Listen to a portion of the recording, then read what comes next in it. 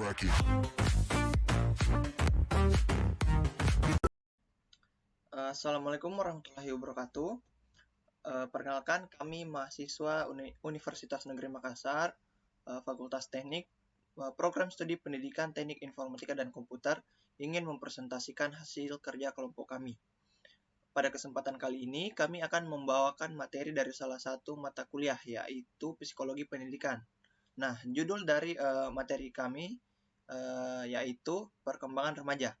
Sebelum masuk pembahasan, saya sendiri selaku moderator akan memperkenalkan anggota kelompok saya, yaitu kelompok 2 secara singkat.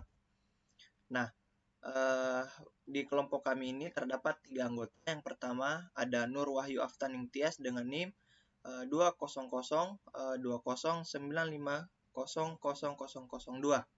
Yang kedua ada Andi Nurdania dengan NIM 2002095001059, dan saya sendiri yang ketiga Hardiansyah Ramadan dengan NIM 2002095002082.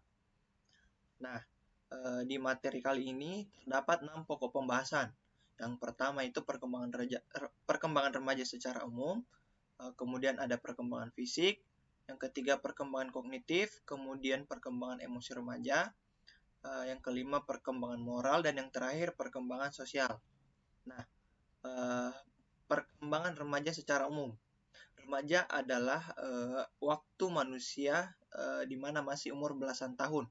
Nah, pada masa remaja tidak dapat disebut sudah dewasa, tetapi juga tidak dapat disebut sebagai anak-anak. Nah, masa remaja adalah masa peralihan dari anak-anak menuju dewasa. Secara biologis, remaja sendiri ini dapat didefinisikan sebagai perubahan fisik yang ditandai oleh permulaan pubertas dan penghentian pertumbuhan fisik. Dan secara kognitif, remaja ini didefinisikan sebagai perubahan dalam kemampuan berpikir secara abstrak atau secara sosial, sebagai periode persiapan untuk menjadi orang dewasa. Nah, untuk pokok pembahasan selanjutnya akan dibawakan oleh anggota kelompok saya yang lain. Kepada saudari dengan hormat dipersilahkan. Assalamualaikum warahmatullahi wabarakatuh. Baik, selanjutnya saya atas nama Andi Nurdania akan melanjutkan materi yang telah dijelaskan oleh teman saya. Nah, selanjutnya perkembangan fisik. Yang pertama, masa remaja awal. Fase remaja awal terjadi dalam rentang usia 10-13 tahun. Anak mulai memperhatikan munculnya rambut ketiak dan kemaluan, pertumbuhan payudara, keputihan, mulai menstruasi atau mimpi basah, serta testis yang membesar. Yang selanjutnya, masa remaja pertengahan. Masa remaja pertengahan terjadi pada usia 14-17 tahun. Dalam masa remaja ini, pertumbuhan remaja laki-laki mulai berjalan cepat. Tubuhnya akan semakin tinggi dan berat, otot semakin besar, suara menjadi lebih pecah, muncul jerawat serta kumis. Pada anak perempuan, pinggang dan bokong akan mulai membesar, bertambahnya produksi keringat hingga menstruasi yang teratur. Yang ketiga, masa remaja akhir atau dewasa muda. Dalam masa ini, perubahan lebih banyak terjadi dalam dirinya. Ia mulai bisa mengendalikan dorongan emosional yang muncul, merencanakan masa depan, serta memikirkan konsekuensi yang akan ia hadapi jika melakukan perbuatan yang tidak baik. Selanjutnya, perkembangan kognitif.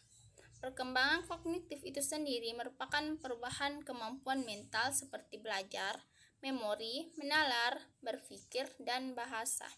Secara garis besar, proses perkembangan kognitif pada remaja dikategorikan menjadi 2 sisi, yaitu yang pertama, pemikiran operasional normal. Dalam masa ini, perubahan lebih banyak terjadi dalam dirinya. Ia mulai bisa mengendalikan dorongan emosional yang muncul, merencanakan masa depan, dan memikirkan konsekuensi yang akan ia hadapi jika melakukan perbuatan yang tidak baik. Yang kedua, perkembangan pengambilan keputusan. Adapun tahap pengambilan keputusan ini dimulai sejak seseorang berusia 11 hingga 12 tahun dan juga pada usia 15 sampai 16 tahun.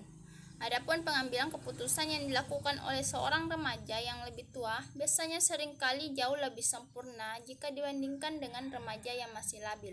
Karena pada umumnya, seorang remaja yang lebih tua memikirkan sisi negatif dan positif dari keputusan yang akan diambil. Selanjutnya, perkembangan emosi remaja. Yang pertama, perkembangan emosi remaja usia 11-12 tahun. Perkembangan emosi remaja di usia ini dapat membuat mereka tidak memikirkan konsekuensi jangka panjang dari perilakunya. Anak remaja berusia 11-12 tahun dapat mengkhawatirkan penampilan fisik mereka dan merasa khawatir jika tidak diterima dalam lingkungan teman sebayanya. Selanjutnya, perkembangan emosi remaja usia 13-14 tahun. Anak remaja pada usia 13-14 tahun umumnya cenderung lebih merasa sensitif terhadap masalah sosial seperti sedang dikucilkan oleh teman-teman sebayanya di sekolah. Yang selanjutnya, perkembangan emosi remaja usia 15-16 tahun. Anak remaja berusia 15-16 tahun dapat mulai mencari sensasi dengan melakukan hal-hal negatif seperti minum alkohol, mencoba obat-obat terlarang, atau terlibat dalam seks bebas. Dan selanjutnya, perkembangan emosi remaja usia 17-21 tahun. Pada usia ini, fisik anak remaja sudah berkembang sepenuhnya.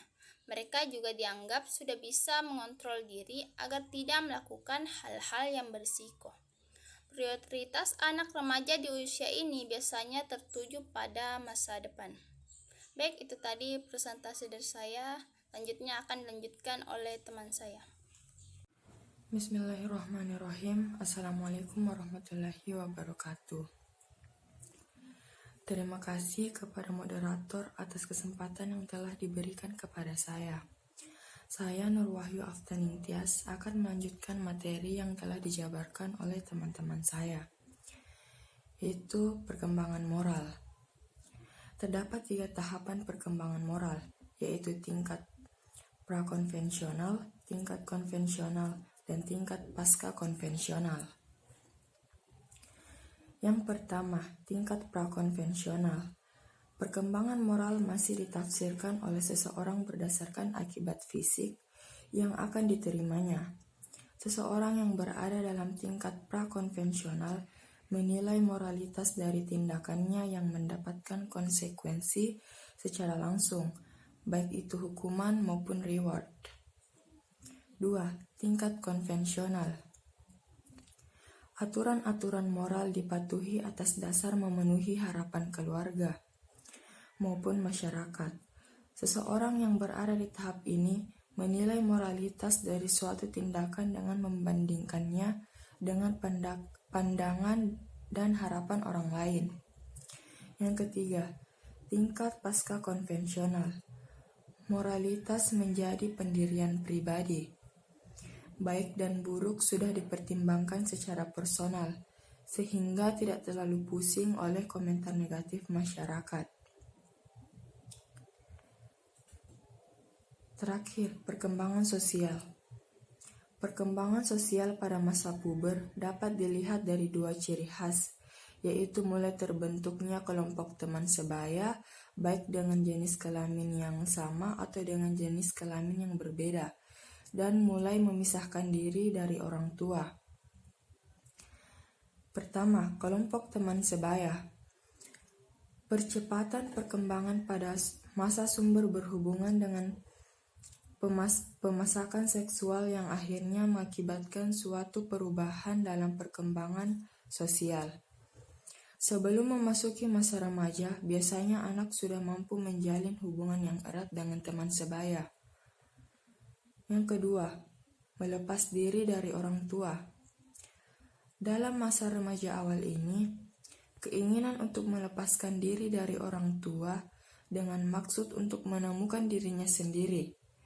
Menurut Erikson, ditinjau dari perkembangan sosial, menamakan proses ini sebagai mencari identitas diri, yaitu menuju pembentukan identitas diri ke arah individualitas yang mantap, di mana hal ini merupakan aspek penting dalam perkembangan diri menuju kemandirian. Sekian dari saya. Wassalamualaikum warahmatullahi wabarakatuh.